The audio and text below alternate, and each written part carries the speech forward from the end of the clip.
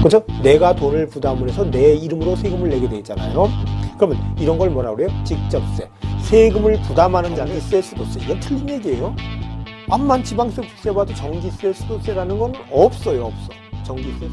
당신 어디서 딱 보내놓고 나서 근데 내가 언제 줬어? 네가 안 줬으니까 안 내. 이럴 수도 있다는 거죠.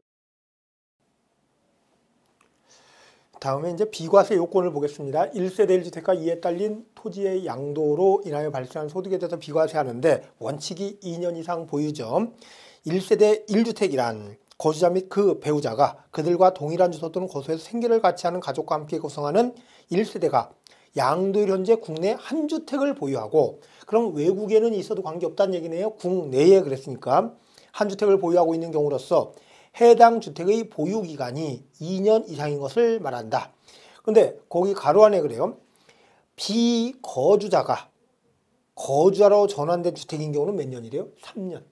그러면 비거주자는 외국에 살다가 우리나라에 들어와서 주민등록을 살린 자는 몇 년 이상이다? 3년 이상이다라는 거죠. 이렇게 하고 있고.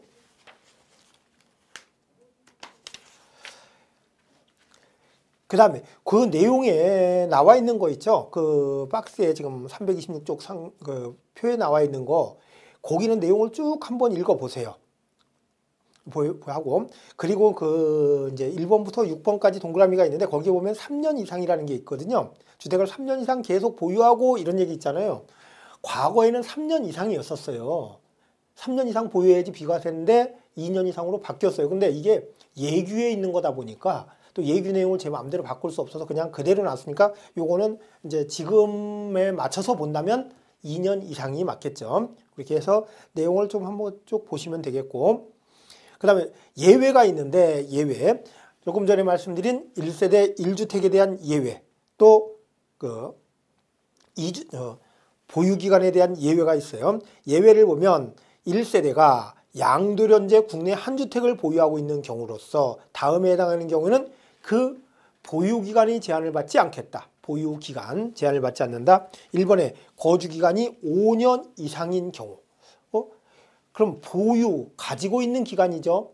그거는 제한을 안 받지만 거주기간이 5년 이상인 경우래요. 1번에 보면 임대주택법에 의한 건설 임대주택을 취득하여 양도하는 경우로서 당해 건설 임대주택의 임차일부터 당해 주택의 양도일까지 거주기간이 5년 이상인 경우.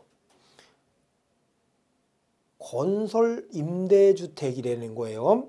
그러면 임대주택법에 의한 건설 임대주택, 그냥 임대주택 말하는 게 아니고 건설 임대주택을 새 들어갔다. 이제 우리 장기 임대주택이 있거든요. 그것도 당첨이 돼야 되죠. 그러면 들어가서 사는 게 뭐예요? 새 들어 사는 걸로 임차인으로 선정이 됐어요. 그럼 임차인으로 선정이 되고 나서 임차인으로 선정이 됐다. 그러면 내가 가서 들어가 살면 뭐예요? 소유자는 아니죠. 우리 보유한다라는 얘기는 뭐예요? 내가 소유자로서 갖고 있는 기간을 보유기간이라고 얘기하죠. 새 들어 사는 기간은 보유기간, 내 게 아니니까 사는 기간이에요. 거기는 뭐예요? 거주기간뿐이 안 된다라는 거. 뭐 임차기간이라고 얘기할 수도 있겠죠. 거주기간이라는 거예요. 그러면 새 들어가 살아요.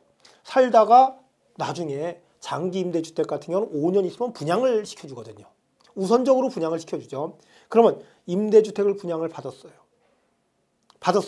분양을 받으면 그때는 뭐가 돼요? 이제 소유자. 그러고 나서 한 달 정도 있다가 팔았어요. 그럼 보유기간은 얼마예요? 5년 한 달이 아니에요. 그대로 한 달이에요. 보유기간은. 왜? 소유기간이 한 달이니까. 그래도 비과세를 해주겠다는 거예요. 왜? 임차일부터 양도일. 임차에서 취득일이 생길 거예요. 나중에 분양을 받으면. 그 다음에 취득에서 양도까지는 한 달 걸렸다. 이래도 비과세를 해주겠다. 왜? 거기에서 사는 기간이 몇 년 이상이니까, 5년 이상이니까 건설 임대주택. 이제 이렇지 않다 보면 아주 골치가 아프겠죠. 5년 이상 거기서 살면 분양을 시켜줘. 근데 분양 받자마자 또 2년 살아야 돼. 그럼 7년을 살아야 된다는 얘기잖아. 한 집에서. 그죠? 힘들겠죠. 그 다음에 두 번째, 1년 이상 거주한 주택이라는 게 있네요. 이제 여기는 2년을 안 채웠어도 1년 이상 거주를 하고 팔았다면 비과세 해주겠다는 얘기죠. 1년 이상 거주한 주택을 학교의 취약, 유치원 초 및 중 제외. 그러면 그 학교의 취약 때문에 유치원 취약한다고, 초등학교 취약한다고, 중학교 취약한다고는 아니고, 그러면 최소한 고등학교, 대학교 이상의 취약 때문에 또 직장의 변경이나 정근 등 근무상형편, 여기에 근무상형편 있죠. 근무상형편은 그 하나 이제 화살표를 해놓고 사업상형편은 아니다라는 거 한번 체크해주세요. 사업자 등록에 의해서 다른 데로 갈 때는 필요가 없고, 발령장을 받아서 직장의 근무지가 바뀌어야 된다는 거죠. 근무상형편 또는 1년 이상의 치료나 요양을 필요로 하는 질병 치료 또는 요양을 위해 세대 전원이 다른 시군으로 이전하기 위해 양도하는 경우. 그리고 거기 체크 하나, 세대 전원도 체크 한번 해보세요. 그러면 내용이 이거예요. 내가 이 집에서 살고 있어. 1년 이상 살고 있어요. 살고 있는데 애가 지방으로 학교를 가겠어. 고등학교나 대학교를 가게 됐어. 그래서 우리 세대 전원이 이 집을 팔고 가. 그러면 2년은 안 됐어요. 그랬어도 비과세를 해주겠다. 내용이에요. 또 내가 직장이 발령이 났어요. 발령이 나서 가서 관계없다라는 거죠. 그때도 하겠다. 그 다음에 또 아파서 1년 이상 지방에 가서 치료를 좀 해야 돼. 요양을 해야 돼. 그래서 간다. 그래도 2년을 안 채웠어도 비과세를 해주겠다. 그러면 거기엔 사업상은 아니다라는 거죠. 사업상 형편은 아니에요. 내가 여기서 사업이 진짜 안 돼. 그래서 사업 접고 다른 데서 사업하기 위해서 집 팔고 갔다. 1년 이상 거주한 주택이다. 그래도 비과세 안 된다. 2년 채워야 되죠. 그거는요. 그 근무상 형편만 되지 사업상 형편은 아니라는 거 체크를 하시고, 그리고 세대 전원이 다른 시군으로 가야 된다라는 거예요. 그 다음에 거주와 보유기간 무관, 다음에 해당하는 경우는 거주와 보유기간 무관하게 비과세하겠다. 그럼 하루를 갖고 있다 팔아도 비과세를 해주겠다는 얘기죠. 주택이 수용된다면. 보면 주택 및 그 부서지 전부 또는 일부가 공익사업을 위한 토지 취득 및 보상에 관한 법률에 의하여 협의 매수 수용 및 그 밖의 법률에 의하여 수용되는 경우, 수용된다면 2년을 못 채웠어도, 하루를 안 살았어도 관계없고, 수용되는 경우 사업 인정 고시일 전에 취득한 주택. 그러면 수용되면 되는데 거기가 사업 인정 고시일 전에 취득한 주택이라는 얘기는요, 내가 그 주택을 살 때 수용될지 알고 샀으면 안 돼. 사업 인정 고시일 전에 취득을 했다는 얘기죠. 취득한 주택. 이 경우 그 양도일 또는 수용일로부터 5년 이내에 양도하는 그 잔존주택 및 그 부소지를 제외. 요것도 3년에서 5년으로 바뀌었으니까 5년도 한번 체크하세요. 내가 갖고 있는 주택이 1년 돼 있는데 갑자기 수용이 된대. 그래서 반절이 잘려서 수용이 됐어요. 그럼 비과세가 되겠죠. 1년도 안 갖고 있었는데 비과세 돼요. 그거는 왜? 수용이 됐으니까. 그런데 나머지 자녀 부분 있잖아요. 그 수용이 안 된 부분. 자녀 부분은 5년 내에 팔면 그대로 1세대 1주택으로 봐서 비과세를 해주겠다는 거예요. 이 내용이 그 내용이죠. 그 내용이고 5년 이내의 양도. 그 다음에 세 번째, 해외 이주로 세대 전원이 출국하는 경우. 해외 이주로 세대 전원이 출국한다. 또 세 번째, 국외 거주를 1년 이상 하는 경우. 그러면 해외 이민 2번과 3번은요. 세대 전원에다가 체크를 좀 해서요. 세대 전원이 출국한대요. 그럼 조금 전에도 1년 이상 거주한 주택을 세대 전원이 취약이나 근무상 형편, 또 1년 이상 장기 치료를 요하는 치료 때문에 다른 시군으로 간다면 그때는 뭐 하겠다? 비과세를 하겠다고 그랬죠. 이것도 마찬가지로 세대 전원이 가야 돼. 외국으로 다 나가야 돼. 외국으로 세대 전원이 가야 된다. 이민 간다. 해외 이주니까 이민이란 얘기죠. 그리고 또 밑에는 국외 거주를 필요로 해서 거기는 근무상, 취약이나 근무상, 질병은 안 들어가요. 근무상이나 취약 때문에 할 수 없이 세대 전원이 간다. 이럴 경우에는 출국하고 나서 2년 내에만 판다면 그때는 그대로 보유기간 관계없이 비과세를 해주겠다. 그래요. 해주겠다. 그렇게 해서 2년 이상 보유에 대한 예외를 보셨고, 그 다음에 세 번째, 1세대 1주택이 특례. 1세대 1주택이 특례. 원칙적으로 1세대가 1주택을 갖고 있어야 비과세 되는데 2주택을 갖고 있어도 다음에 해당한다면 비과세를 하겠다. 그러면 거기에 보면 1번에요. 일시적인 1세대 2주택이 있어요. 일시적인 1세대 2주택. 우리 이제 기본적인 거는 이런 내용이네요. 내가 주택이 하나가 있어요. 주택이 있다. 주택이 하나 있는데 이것을 잘 갖고 있어요. 그러다가 요번에 주택을 또 하나를 샀어요. 주택을 하나를 또 샀어. 첫 번째 주택 하나 있고 두 번째 주택이 생겼어요. 그러면 1세대가 뭐가 되나요? 2주택이 되죠. 그러면 이 두 번째 주택을 갖고 있다가 요거를 뭐라고 그러는가 하면요. 3년 내에 요 주택을 요 1번 주택을 팔아라. 팔면은 1세대 1주택으로 보겠다 그래요. 그러면 그 내용 볼게요. 이제 이런 경우는 우리가 그렇죠. 내가 집을 하나를 사고 싶어. 샀는데 그 전부터 갖고 있던 주택이 안 팔릴 수 있죠. 그래서 몇 년 내에 팔으란 얘기예요? 3년 내에 팔으란 얘기예요. 이런 게 만들어진 것은 뭐 때문에 그런가 하면요. 주택이 어떻게 보면 지금 주택 보급률이 107%인지 108%인지 하고 있잖아요. 그런데 주택 가격은 떨어질지 모르고 계속 올라가요. 그렇죠? 근데 얼마 전만 해도 어때요? 굉장히 주택 가격이 계속 하락하다 보니까 미분양 주택 굉장히 많아지잖아요. 미분양되면 어때요? 건설사 부도나요. 건설사 살려주려고 어때요? 이거를 3년으로 늘려준 거예요. 그래 무조건 빨리 사. 좀. 뒤에 그 전에 갖고 있던 거 더 갖고 있다 팔아도 돼. 이렇게 만들어 준 거예요. 그래서 이것도 그전에는 보유기간이 3년 이상이고 2년 내에 팔았어야 되는데 바꿔버렸어요. 그러니까 지금은 2주택 갖고 있어도요. 잘 하면은 계속 1세대 1주택을 볼 수 있다는 거예요. 이렇게 하고 있다. 그럼 그 내용에 또 하나 섞여 있는 게 뭔가 볼게요. 1번에 보면 거주 이전 등 일시적인 1세대 2주택이요. 국내에 한 주택을 소유하는 1세대가 그 주택을 양도하기 전에 다른 주택을 취득함으로써 다른 주택을 취득함으로써 거기에 가로 안에 자기가 건설하여 취득하는 경우를 포함. 이 건물을 내가 주택을 지은 경우일 수도 있죠. 경우를 포함해서 일시적으로 2주택이 된 경우 종전주택을 취득한 날로부터 1년 이상이 지난 후에 다른 주택을 취득하고 이것도 하나 기억하셔야 돼. 뭔가 하면요. 요 1번 주택을 갖고 있다. 요 2번 주택을 취득하는데 요 기간이 1년 이상이 돼서 요 2번 주택을 취득했어야 된다는 거예요. 1년이 넘지 않고 나서 2번 주택을 취득했을 경우는 해당 사항 없어요. 이렇게 보시고. 왜 그러는가 하면요. 만약에 요 주택 사고 조금 이따 또 사고 그러다 보면 요거 팔고 다음에 이거 팔고 다 비과세를 받을 수 있거든요. 그러다 보니까 요런 내용이 나온 거예요.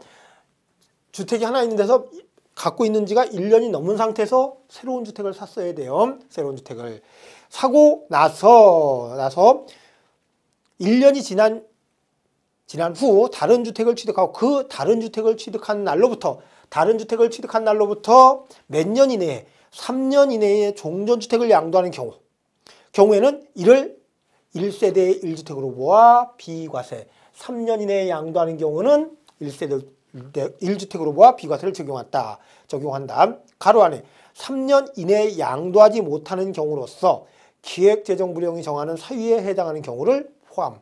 그럼 불가피하게 요 3년 내에 못 파는 경우가 있을 수 있거든요. 그런 경우는 뒤에서 한번 보기로 하고.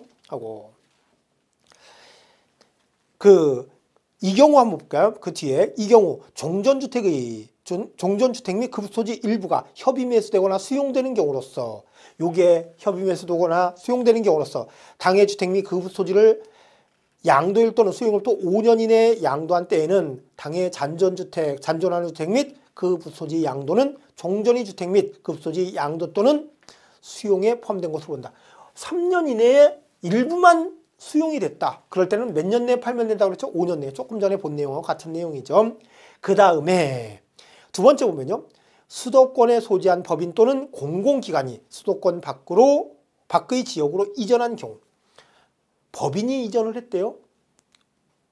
보면 수도권에 소지한 법인 또는 국가균형발전특별법의 규정에 따른 공공기관이 수도권 밖의 지역으로 이전하는 경우로서 법인의 임원과 사용인 및 공공기관의 종사자가 구성하는 1세대가 취득하는 다른 주택이 해당 공공기관 또는 법인이 이전한 시, 군 또는 이와 연접한 시군에 소재하는 지역의 경우에는 3년을 뭐로 보겠다? 5년으로 본다. 그러면 이 내용이에요. 이 주택을 사러 가는 게 공공기관이 이전을 한다. 법인이 이전을 한다. 그래서 갔다. 그래서 갔다. 그럴 경우에 요걸 3년 내에 안 팔고 몇 년 내에 팔아도 된다? 5년 내에 팔아도 된다는 거죠. 3년을 뭐로 보겠다? 5년으로 보겠다라는 거죠. 5년으로 보겠다. 그런 내용이 나와 있네요. 5년으로 보겠다. 그 내용이고. 또 그 밑에 세 번째 보면 취약 등의 사유로 취득한 수도권 밖의 주택. 그러면 여기는 상계 뭐 때문에? 직장이 세종시로 났어요. 내가 서울에 살고 있는데 세종시로 나서 간 거 일단은 몇 년으로 되겠다? 5년이 되겠다. 그런데 이 주택을 산 게 뭐 때문에 샀냐면요. 취약 등으로 수도권 밖에, 취약 등으로 샀어요. 만약에. 이거는 공공기관 이전 때문에 할 수 없이 요새 뭐 그러죠? 서울역 있는데 집값이 무진장이 올랐대요. 왜냐면 세종시로 출퇴근하려고 가는 사람들 때문에 굉장히 올랐대요. 자식들 때문에 못 가는 경우가 많죠. 그런데 그 사람이 세종시로 이사를 갔다. 그럴 때는 서울에 있는 주택 몇 년 내에 팔면 된다? 5년 내에 팔면 된다는 거예요. 그 내용이고 또 이 경우는 샀는데 애가 세종시에 있는 대학교를 갔어. 취약 때문에 갔다. 그러면 거기에 취약 등의 사유로 취득한 수도권 밖에 소지하는 주택에 이럴 경우에는 기획재정부령이 정하는 취약 또 근무상편 질병의 요양 그 밖에 부득이한 사유로 취득한 수도권 밖에 소지하는 주택과 그 밖의 주택을 국내에 각각 한 개씩 소유하고 있는 1세대가 부득이한 사유가 해소된 날로부터 3년 이내에 일반 주택을 양도하는 경우에는 국내 한 개의 주택을 소유하고 있는 것으로 보아 비과세 규정을 적용한다. 요거를 샀어요. 그러면 주택이 하나 있죠? 또 샀어요. 그러면 취약 등 근무상이나 질병치료 요양 때문에 그러고 내려갔어. 이럴 경우에는요. 이거를 뭐 3년 내에 팔면 당연히 비과세 되겠죠. 그런데 3년을 더 갖고 있다가 5년을 더 갖고 있다 팔아도 돼. 뭔가 보면요. 이걸 갔는데 애가 아직 졸업을 안 했어. 계속 다니고 있어. 아니면 질병의 치료 요양 때문에 갔는데 근무상 때문에 계속 근무를 해야 돼. 수도권 밖에서 근무를 해야 돼. 이럴 경우에는 내가 다시 서울로 가게 된 날, 여기에 해소가 된 날은 뭐예요? 이제 여기 이 집이 필요 없게 된 날로부터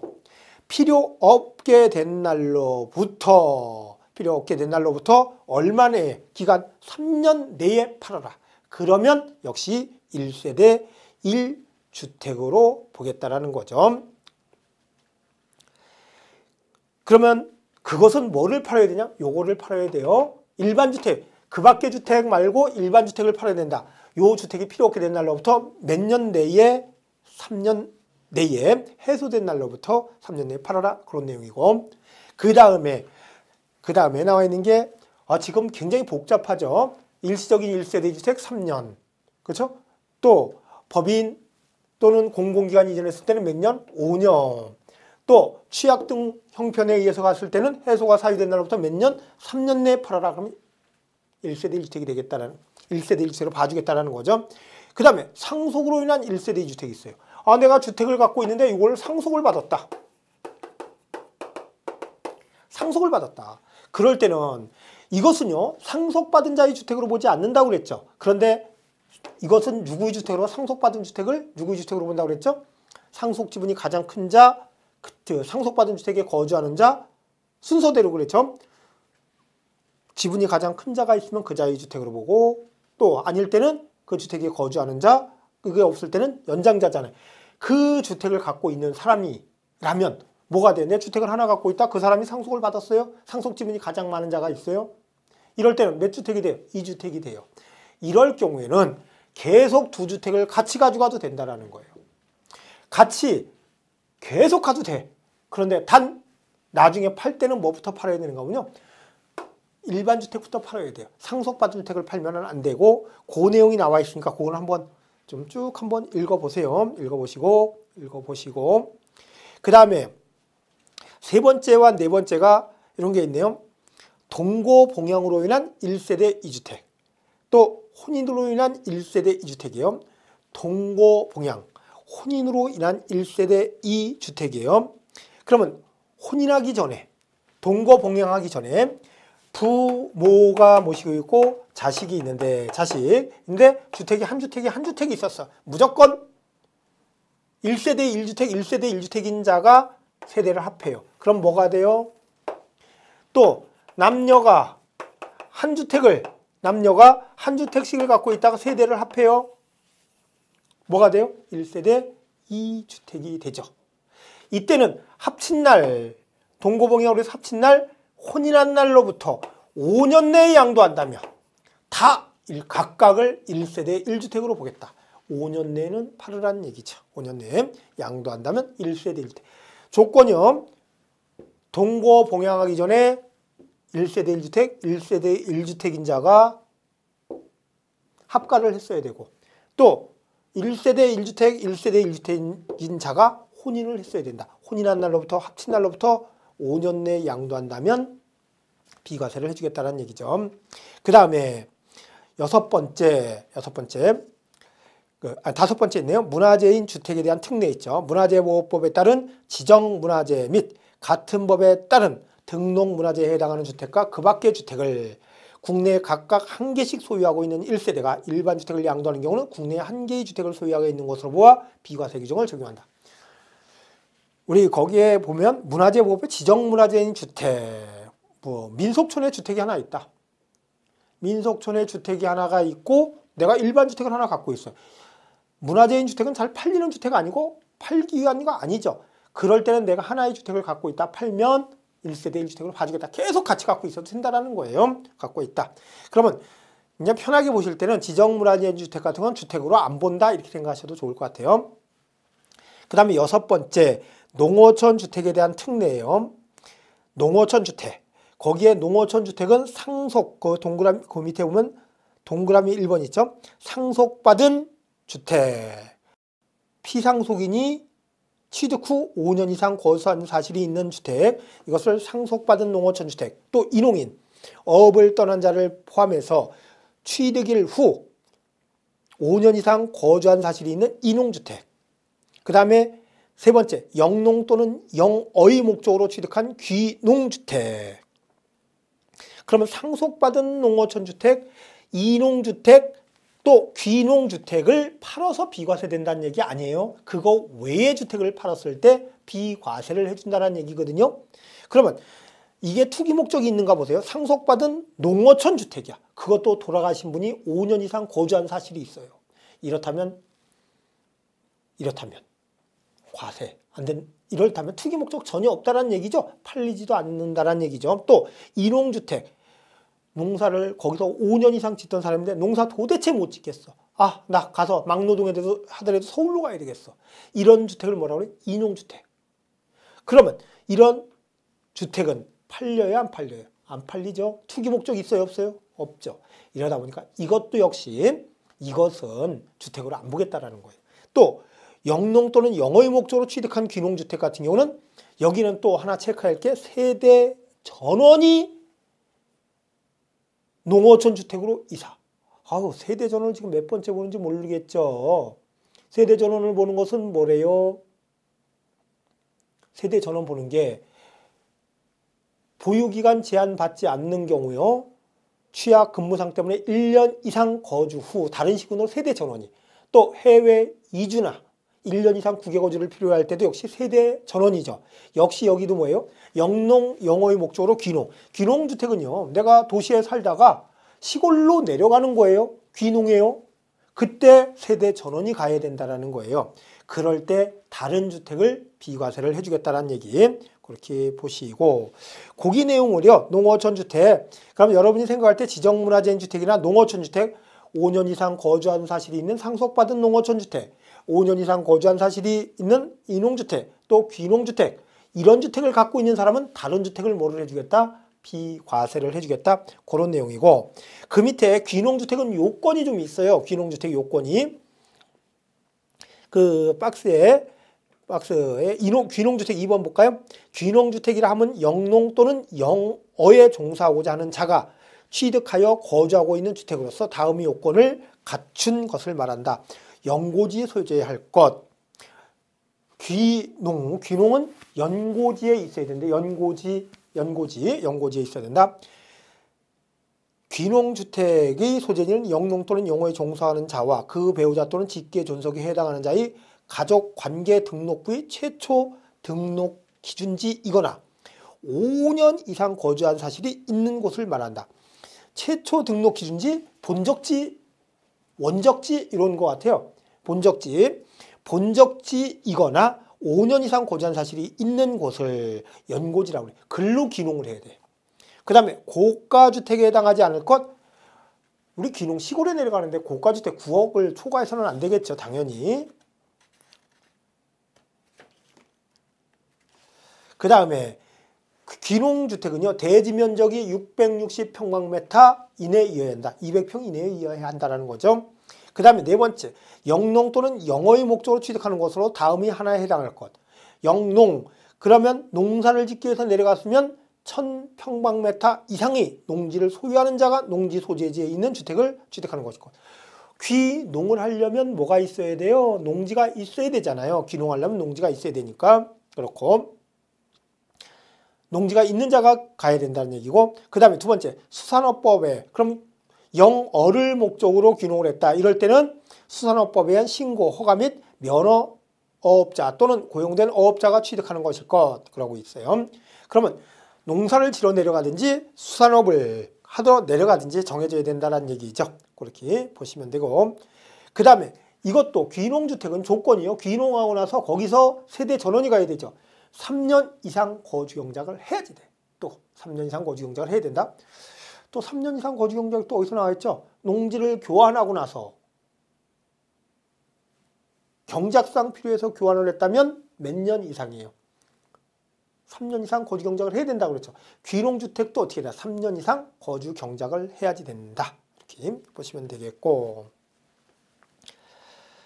그 다음에 이제 장기 임대 주택, 또 장기 저당 담보주택에 대한 특례가 나오는데, 일단은 그 장기 임대주택 요것도 전부 다 그 이제 우리 시행령이 나오는 얘기인데, 우리가 요게 좀 우리 범위에는 좀 멀리 떨어져 있는 거예요. 그러니까 요거 7번과 그 8번 요런 거는 좀 생략을 하고 넘어갈게요. 생략을 하고 넘어가고요.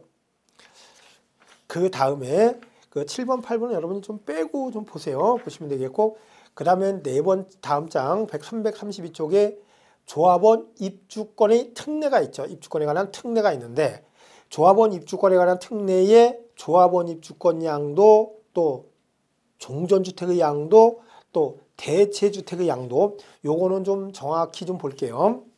조합원 입주권. 지금 가격이 올라가는 게 조합원 입주권과 관련된 게 굉장히 많이 올라가고 있죠. 그런데 일단은 여기에서 말한 것은 그 재건축과 또 주택 재건축과 주택 재개발 사업, 주택 재건축과 주택 재개발 사업, 그러면 도시 및 주거환경 정비법에 따른 주택 재개발과 주택 재건축 사업의 시행으로 인해서 그 당의 입주자로 선정된 지위, 이것을 조합원 입주권이라고 얘기를 해요. 그러면 조합원 입주권을 양도하면 어떻게 되는가 한번 볼게요. 조합원 입주권을, 내가 어떤 주택을 갖고 있었다. 주택을 갖고 있었는데 주택이 하나가 있었어요.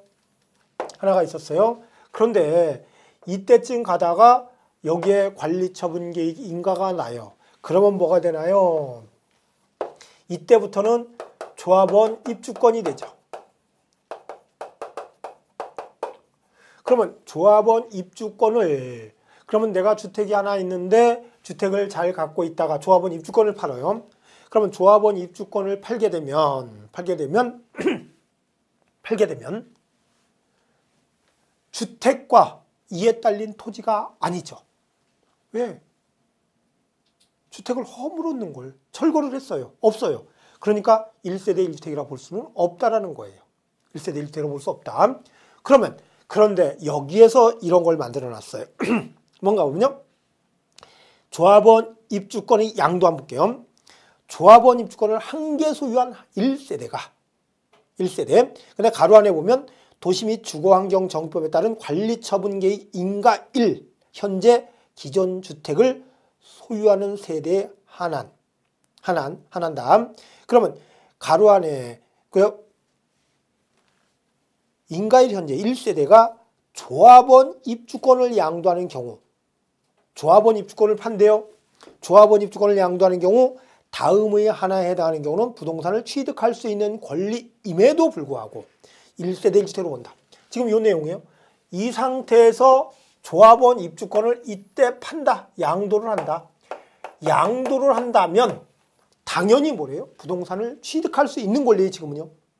조합원 입주권이 현재 이걸 갖고 있다 보면 나중에 근사한 아파트로 나오잖아요. 그러니까 현재는 뭐예요? 부동산을 취득할 수 있는 권리예요. 그런데 이것을 양도할 때도 1세대 1주택으로 한다.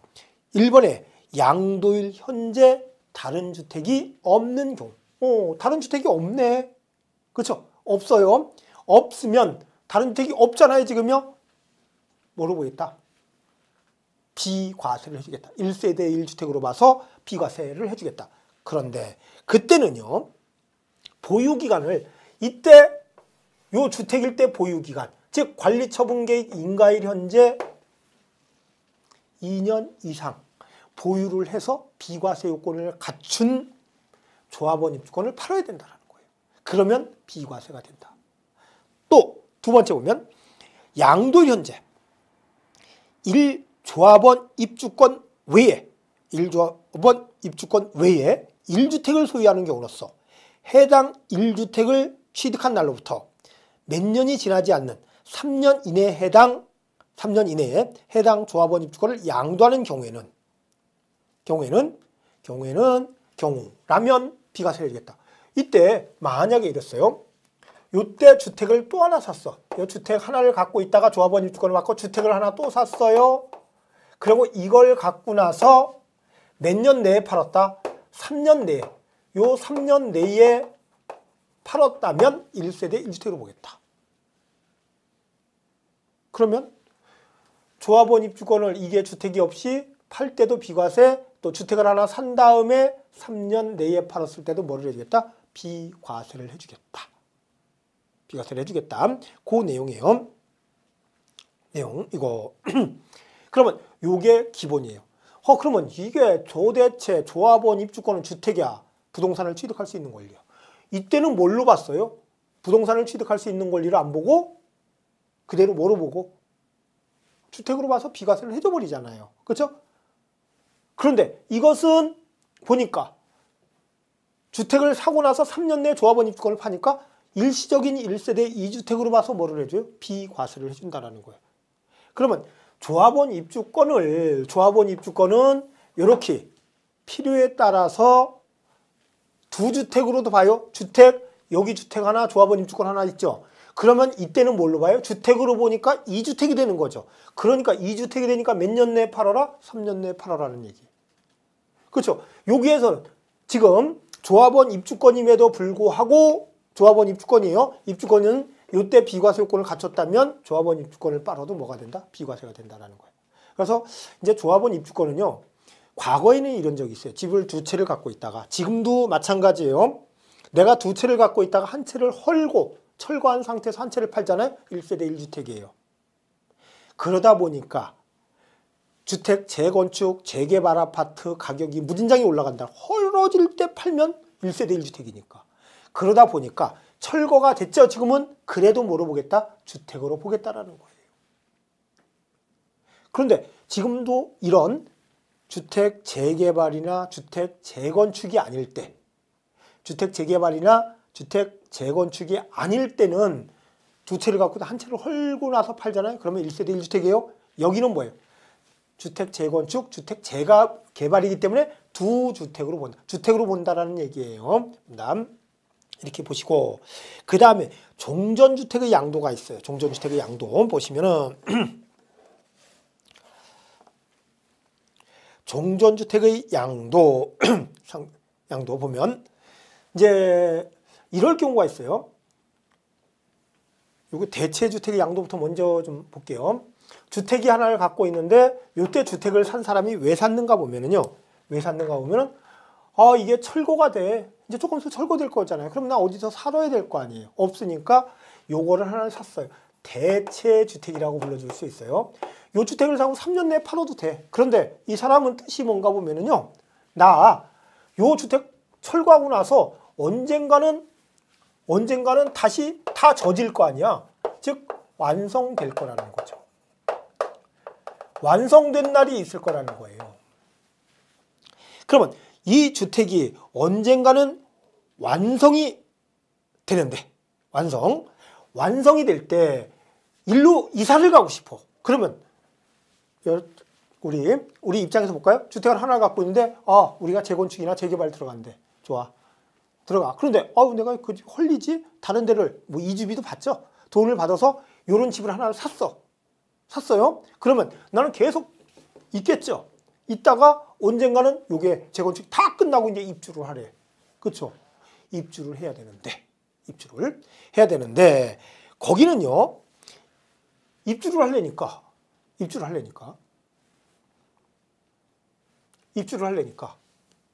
이 집이 또 안 팔릴 수도 있잖아요. 그렇죠? 조건은 뭔가 보면요. 요 대체주택을 지금은 그전에는 요 종전에 갖고 있던 주택이나 조합원 입주권을 팔면 비과세가 됐었는데 지금은 뭐 이 주택에서 계속 살아라. 3년이 넘었어요, 이미. 그러면 여기는요. 완성되고 나서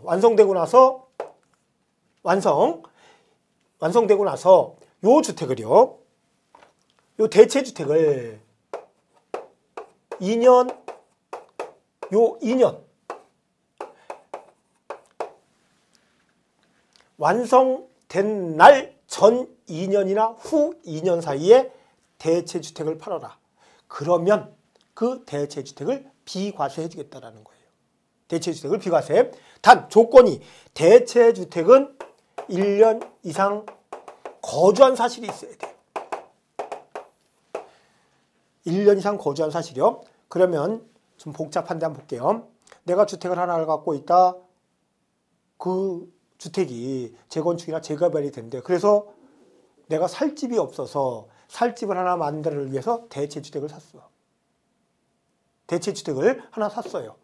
그러면 대체주택을 사고 나서 대체 3년 내에 조합원 입주권을 팔아도 비과세는 되지만 나는 조합원 입주권을 팔지는 않아. 새 집에 들어가고 싶어요. 완성되고 싶어요. 완성된 주택으로 새 주택으로 들어가고 싶어. 새 아파트로 들어가. 그러면 들어가서 살아야지 돼요. 들어가서 살아야 되는데 역시 여기도 1년 이상 거주를 해야 돼요. 완성된 주택에 1년 이상 거주를 좀 해줘야 돼요. 새로 진 주택으로. 그러면 대체주택은 필요 없게 되잖아요. 그럴 때는 완성된 날 전 2년이나 후 2년 사이에 뭐 해라? 팔아라. 팔면 뭐가 되겠다? 비과세가 된다라는 거죠. 그러면 주택 2개를 굉장히 오랜 기간 갖고 있었죠. 그래도 뭐가 된다? 비과세가 된다라는 거예요. 비과세된다. 요게 대체주택의 양도. 그 뒤에 내용을 한번 쭉 읽어보시면 되겠고, 그 다음에 종전주택의 양도가 있어요. 종전주택의 양도인데 종전주택의 양도. 이럴 수 있다는 거예요. 내가 주택을 하나를 갖고 있는데 여러분이 저도 그렇지만 새 아파트 당첨이 한 번도 못 해봤어요. 그냥 사서 들어가 본 적은 있지만 당첨된 적이 한 번도 없어. 그래서 여러분이 어떤 사람이 조합원 입주권을 팔겠대. 이때 조합원 입주권을 살 수도 있겠죠. 그러면 내가 주택이 하나 있고 또 뭐도 있어요. 조합원 입주권도 있어요. 조합원 입주권 2개가 있다라는 거예요. 이럴 경우에 이것도 주택을 샀으니까 역시 몇 년 내에 팔면 되는 거군요. 3년 내에 팔면 돼. 3년 내에 양도하면 이것도 1세대 1주택으로 봐줘요.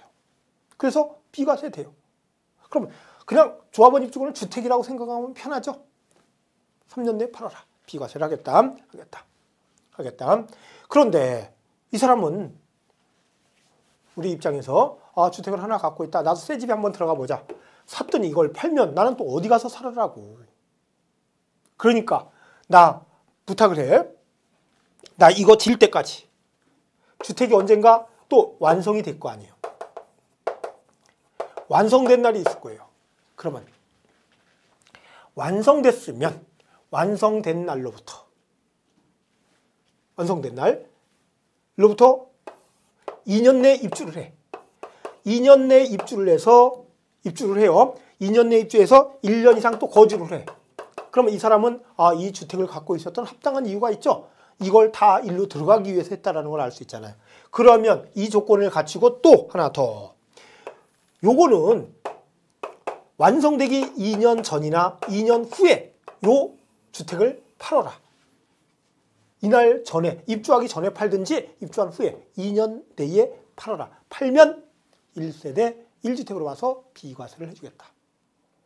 그러면 요거는요, 지금 대체주택의 양도, 종전주택의 양도가 이유가 뭐냐면 나 살기 위해서 새 집으로 갈 거야. 여기 봐요. 새 집으로 갈 거니까 대체주택 더 살고 있어도 돼. 그렇죠? 2주택으로 오래 가도 된다는 얘기죠. 여기도 2주택으로 오래 가도 된다는 얘기죠. 왜? 다 입주를 해서 2년 내에 입주해서 1년 이상 살잖아요. 2년 내에 입주해서 1년 이상 살잖아요. 새로운 주택으로 입주를 할 경우에 봐주는 규정이라는 거죠. 그래서 우리 조합원 입주권에 관한 특례에서 요 세 가지 조합원 입주권을 양도할 때 종전주택의 양도, 대체주택의 양도는 요 틀로 꼭 기억을 하셔야 돼요. 다시 한번요. 대체주택을 샀으면 3년 내에 팔아도 돼요. 조합원 입주권을.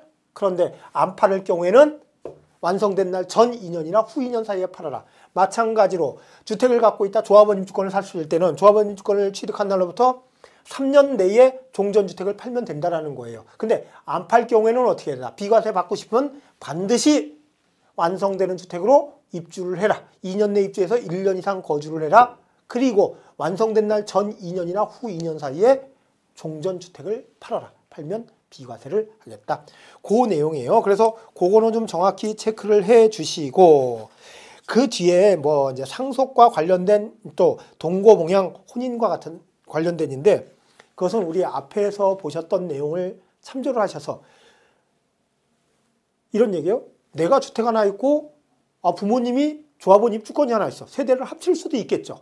이럴 때 1년 내에 팔면 1세대 1주택을 먹다. 그런 내용이에요. 나와 있고.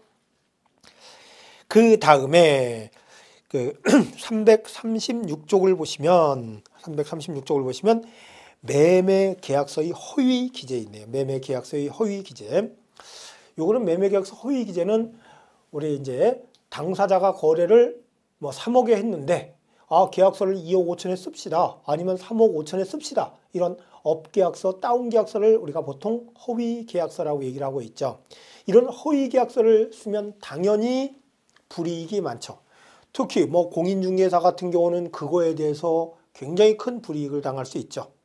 뭐 하다못해 업무 정지라든지, 그렇죠? 또 면허 취소라든지 이런 것도 나올 수 있어요. 그러면 그 내용을 만약에 허위계약서를 작성했다 걸렸을 때 세금은 어떻게 되는가 보면은요. 매매계약서 허위 기재 볼게요. 토지, 건물 및 부동산에 관한 권리의 자산을 매매하는 거래 당사자가 매매계약서의 거래가액을 실질 거래가액과 다르게 적은 경우에는 해당 자산에 대하여 소득세법 또는 소득세법 외의 법률에 따른 양도세, 비과세 또는 감면에 관한 규정을 적용할 때 비과세 또는 감면을 받았거나 감면을 세액에서 아래의 구분에 따른 금액을 뺀다. 그러면 우리 1세대 1주택 한번 예를 들어볼까요? 양도소득세가 과세가 되면 만약에 한 5천만 원 정도의 양도세를 내야 될 것을 2년 이상 보유해서 비과세를 받았다. 양비과세. 그런데 5천만 원을 비과세를 받은 거예요. 그런데 다른 사람을 위해서 업계약서를 써줘. 이제 이래요.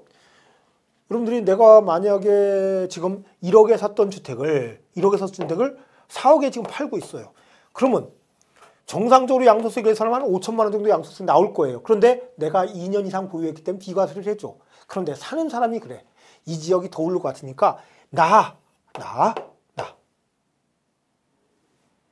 5억으로 좀 계약서 좀 써주세요. 그래요. 그러면 이 사람은 어때요? 좋아, 나는 어차피 뭐 4억에 팔으나 5억에 팔으나 어차피 양도세 없어. 이럴 수 있잖아요. 그렇죠?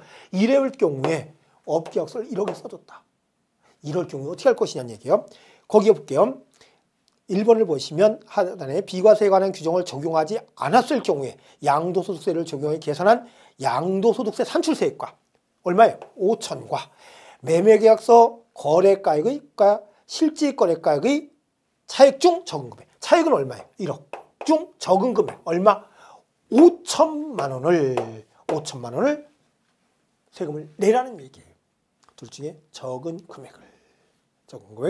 여기 똑같은 금액이 이번 내용도 그러면 비과세 받은 금액과 다운계약서 쓴 금액 중 뭐예요? 적은 금액을 과세를 하겠다라는 얘기죠. 해주면 되겠어요? 안 되겠어요? 안 돼요. 해주면 안 된다. 비과세 낼 게 상대판 편히 봐주다가 5천만 원 세금 내야 된다는 얘기가 나오잖아요. 해줄 필요가 없다. 허위계약서 하면은 불이익이 많다. 그렇게 보시고 그 다음에 제10절은 다음 시간에 진행을 하도록 하겠습니다.